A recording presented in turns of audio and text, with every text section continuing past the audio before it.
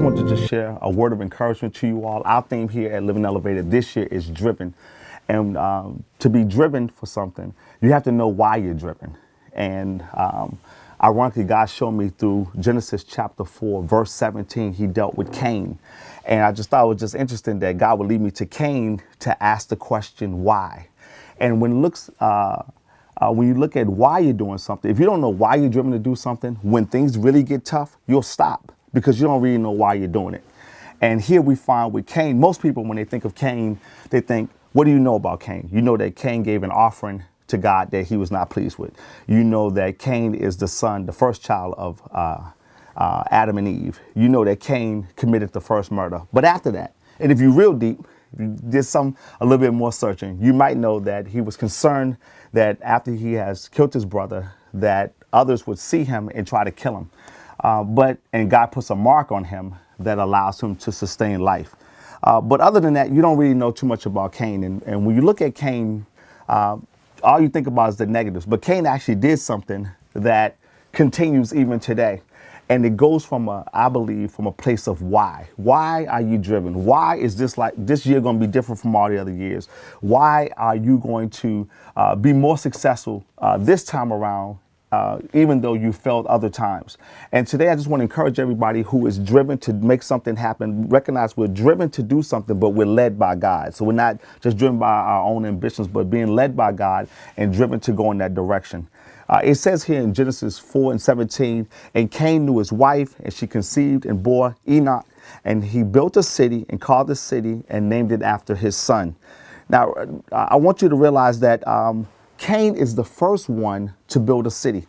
Cain is the first one. So before you get Chicago and Detroit and Boston and all these wonderful cities that we are aware of, there's a city first being built by Cain. And Cain does it. And he's a guy who really has nothing to really celebrate. He's a guy who should have just been cursed and the story could have ended. But before everything closes on him, he's able to build something that no one else had done prior, and others have continued to follow. Prior to this, everything you hear that God does, he creates.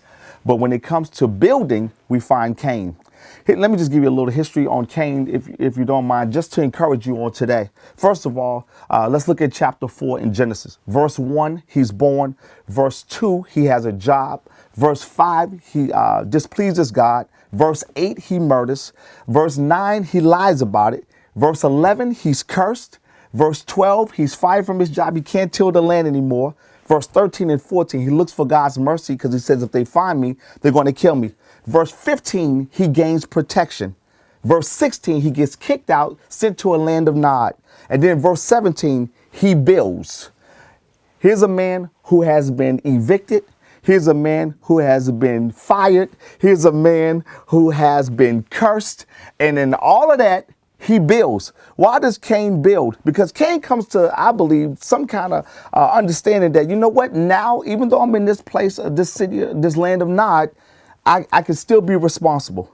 Because Romans 14 and 12 says, so to each one of us give an account for himself to God. Each of us is going to have to, at the end of all this, going to show God, listen, in spite of the situation that I'm in, stop making excuses. I'm going to do something with what you've given me. Number 2, he has a child. So there needs to be some type of expectation for this year. And recognize you have a responsibility that many of us have not held up to, but also there's an expectation that follows that.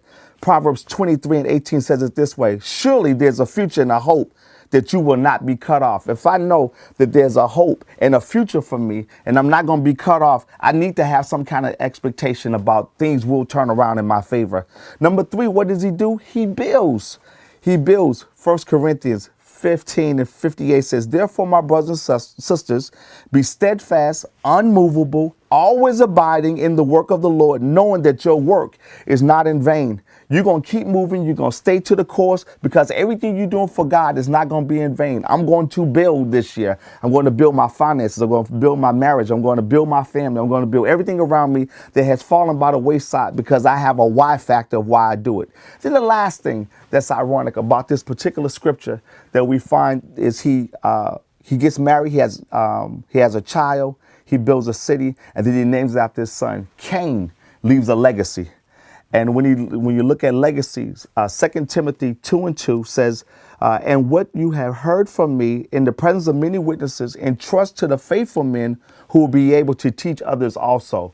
He builds a city, and we don't know what materials he used. We don't know who was able to help him because it had never been done before. And God is calling you in this season to build something that no one's built before, to do it in an area where somebody might call curse.